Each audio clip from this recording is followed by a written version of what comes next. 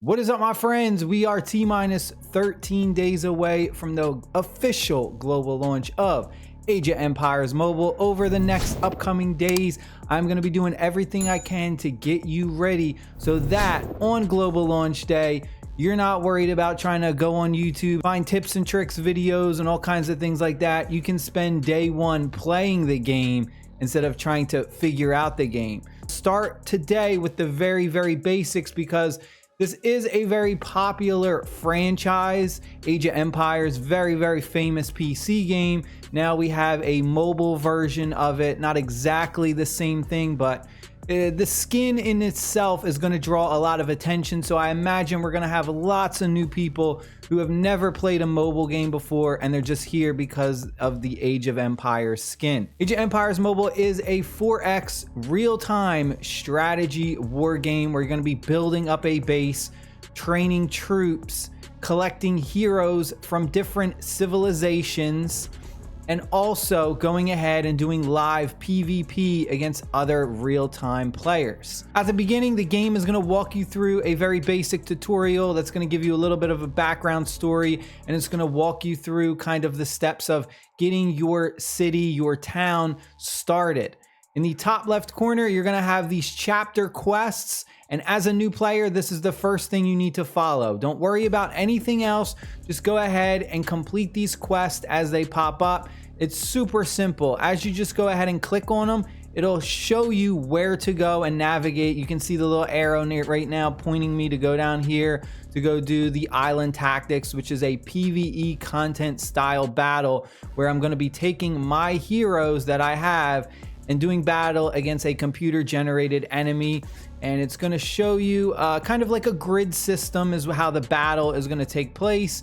And we can maneuver our heroes, our characters, anywhere on this grid in the green area, and then the enemies have the red area. So we're just going to drag and drop and we can put them anywhere. Now, the important part about this style of play for the PvE content is the rock, paper, scissors counter effect. A couple different types of troops, and you can see that in the top left corner. So you can see that swordsmen go ahead and counter the pikemen, pikemen go ahead and counter the calves, and then the calves go ahead and counter the archers. So you want to keep that in mind when you're doing this and kind of just line your characters up so that you have the counter, so that way you will get that counter damage. And you can see right now we have a unit counter X1, so we'll do more damage. We'll have a better advantage to win in this style of play. So the island tactics are very straightforward. You're just going to be doing this PvE content. It's going to give you free rewards. So go on and make sure you go ahead and do this every day. Do it, get as far as you can to the point where your characters are just not strong enough. You're going to get good resources. After you go ahead and you're just kind of like completing the chapters, the other thing is you're going to be building up your base as you're going through these chapters. And it's going to vary based on how far your town center is. Your town center will dictate the highest level that all of your other buildings can be. So right now my town center is at a level 4, which means all of my other buildings that I have can only go up to a maximum of level 4.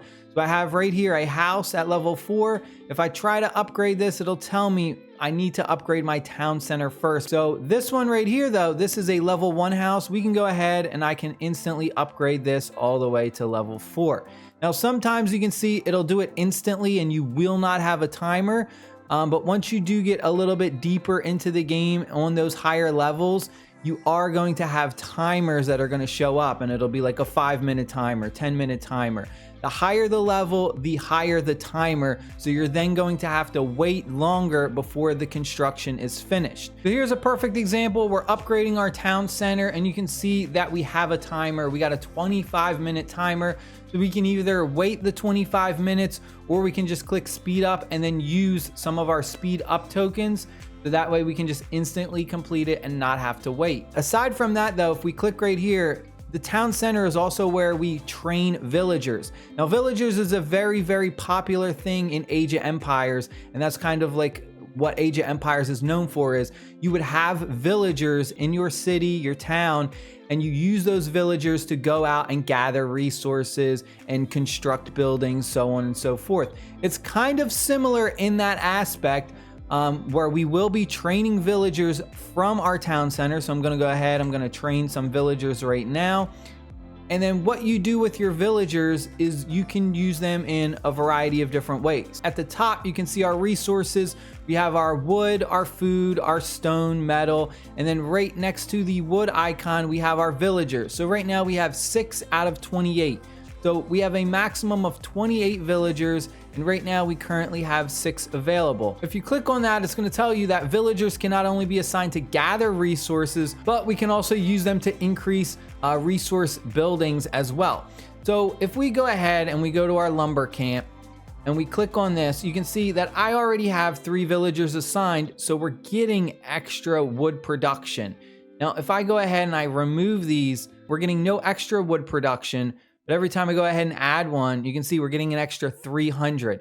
So you really want to make sure you putting your villagers in here so you get those extra resource productions, because early game, it's really going to help you out. You're going to need as many resources as you can. You can never have too much resources. Now, what you see on the screen right now is our town area where we're going to be building and constructing our town, our city, and stuff like that. However, there is an open world map as well.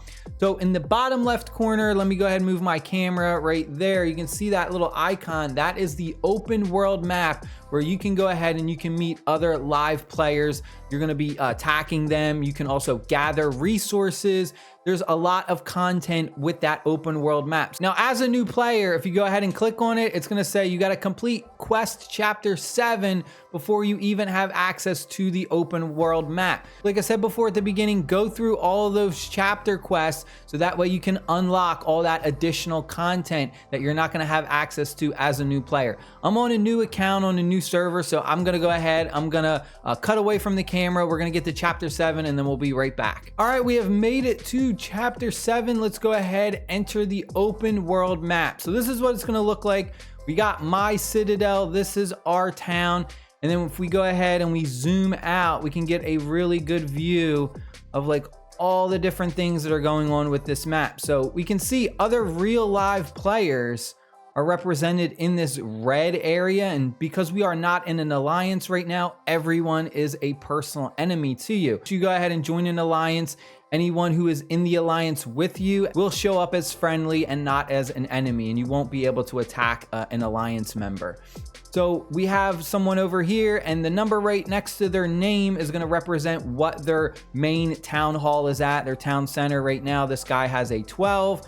This one is a 7, and you can see right now we are at a 5. Now, if we take a look at the map, we can see that there's a lot of different resource tiles going on. If we take a look right here at this one, it has a number 1, and this is going to be stone. So it's a level 1 resource tile for stone. And we can see that right now, if we go ahead and we try and gather from this, the maximum amount of stone that this resource tile holds is 54,000. So as we go ahead, we can send a march out. We can send a march out to gather, and it's going to start to slowly deplete that overall number. Once that number reaches 0, our march will instantly come back. We can also go ahead and recall them early, but the resource tile will remain there, and then whatever resources are left will still remain there as well. So let's say we only gather like 50,000. This resource tile will stay there, and it'll only have 4,000 left that can be gathered from it. We also have some other ones. This is a level 2. You can see the number 2 icon. This is going to have overall more that you can gather from. So the higher the level, the more resources you can gather from that tile. So a level 2 you can see is 216,000. We also have a level 3 right here. And then if we go ahead and we scroll down a little bit further, we can see this one is a gold. We can go ahead and we can assign a troop to pick it up. So gold, also very, very valuable resource as well. And then we're also going to see this one right here is for food. Now, there are going to be some special resource tiles that you're going to see, and a good instance would be this one where it says an alliance quarry. Any resource tile like this that has the word alliance in front of it has to do with your alliance going ahead and capturing territories, capturing land. As your alliance captures land that has these alliance stone or has something like the alliance gold mine in it, as a whole alliance, you guys are going to generate that amount of resources per hour. So if we go ahead and we capture this area as an alliance, we are going to claim this, and we're going to get 1,200 alliance gold per hour. And then those resources for your alliance can be used for different things. You can go ahead, there's alliance research, there's just building more flags, there's alliance things that you can build as well. There's a lot to the alliance. We'll talk all about the alliance stuff in a different video. Just want to keep it to the very basics for right now. So there's a lot to do in this open world map. Aside from collecting resources and seeing other live players and attacking them, you can also go ahead and attack these neutral unit enemies. These are pretty much referred to as neutral units, also called PvE, thing, player versus environment, whatever you want to call it. But these are computer generated enemies that you're going to go ahead and you can attack to get a bunch of different resources. Now, they are based on different levels as well. So you can see that this is a level 17. Now, the way it works is you can't just like instantly attack a level 17 already. You know, they're going to absolutely smash your team, your troops and your heroes because you're weaker at the beginning. So what you're going to do is you're going to utilize this little icon at the bottom left. It's right next to that star. You're going to click that, and this is a search feature. Now you can go ahead and you can search a bunch of different things. You can search food, resource tiles, wood, stone, or the iron. So like I could go ahead and let's say I want to find a level 1 food resource tile that I want to gather from. I could just click search and it'll instantly take me to it. But if we want to do some PvE content and we want to destroy those neutral enemy units, they're going to be called tribes. So right next to the food, we see tribes. Defeat tribal troops to obtain random items and hero XP. So really awesome. We can get lots of different resources and things from this, but you have to start at the lowest level and then work your way up. So right now it says our highest tribe level that we can attack is only a level 1. So if we go ahead and we search a level 1, this is who we can go ahead and attack. So we could click here, click attack, and then we would go ahead, assign our troops, assign our heroes, and then we can go ahead and deploy. So we can see a bunch of different things going on. I'll go again more in depth in a future video, but we go ahead and we'll just deploy this really quick so you can kind of see these animations in action. Now, this is real time, so we have control over these troops. We can move these. We could move them over here. We could like, grab and drop and, move them anywhere we want on the battlefield because this is a real-time strategy game. So you can see we have full control over moving them here or there. In the middle of a battle, if we look like we're gonna get destroyed, we could have them retreat and have them run back to our citadel. It's also important to note that certain heroes will have certain charged up special abilities. And if we're doing a PvP battle and we see our enemy about to do their big special rage ability that is charged up, we can quickly like run away from the area of effect if they have an AoE attack, and then that way we can kind of avoid it. Or if they have an attack that puts fire on the ground and we don't want our troops to just sit in the fire, we can reposition our attacks. So we could go and attack them from behind or from the left or the right or however it may be. So we went ahead, we destroyed that level 1. Now, if we click on this, it's gonna say now our highest tribe level we can attack is a level 2. So now we're gonna click the little plus icon and we're gonna search for a level 2. And now we can go ahead, attack a level 2. And the other thing is it's gonna cost you stamina. So 5 stamina right here. And the stamina bar is in the top left corner right under your avatar where you can kind of see. If we click on it right now, we got 100 stamina. We got 95 out of 100. So every time you go ahead and attack those neutral enemy units, it does use a little bit of stamina. You should try and do this as much as you can. Deplete your stamina. Get as high of a tribe level that you can attack, especially early on, because this is going to give you lots and lots of really good resources. Now, after you attack a neutral enemy unit, you're also going to get some mail. We'll head over to our mail and we'll go to the military. So we can get a battle report of what went down. We can see how many troops we lost, how many were gravely wounded, lightly wounded, and how many are remaining. Again, I'll have a full video where we go over all of the different meanings behind this, but we can also see that our hero gained some XP as well, which is why this is important, because this can help us level up our heroes as well. Not just gathering resources, you get so much value from attacking those neutral enemy units. You're increasing your, you're getting XP for your heroes, you're getting resources to help build build up your town. You're also getting empire coins every time you defeat the first highest level. You can also get universal speed ups. There's just so much stuff that you can get from attacking them. So really make that one of the biggest priorities as a new player when you first start off on global launch day. Our heroes are very, very important.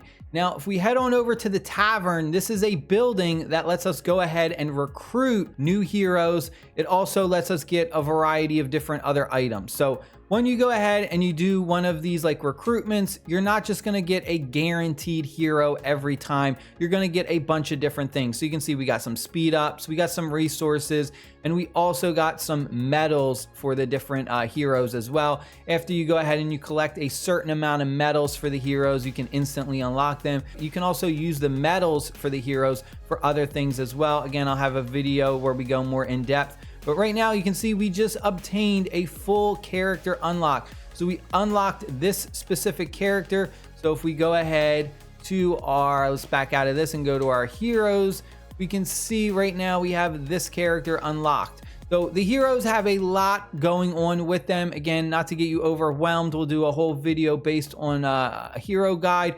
But your heroes, they have so much going on and there's so much in-depth strategy that goes into them. We have our heroes level right here, which we can instantly upgrade with tomes. We also have their name, what they're specialized in for attacking. This character right here is specialized in buffing our troops and also like gathering. So that means this hero is someone we're going to use to go ahead and gather resources. He's going to have talents that are going to buff our ability to gather resources. Hope you guys and girls enjoyed the video. Stay happy, stay safe. I'll see y'all tomorrow. Peace.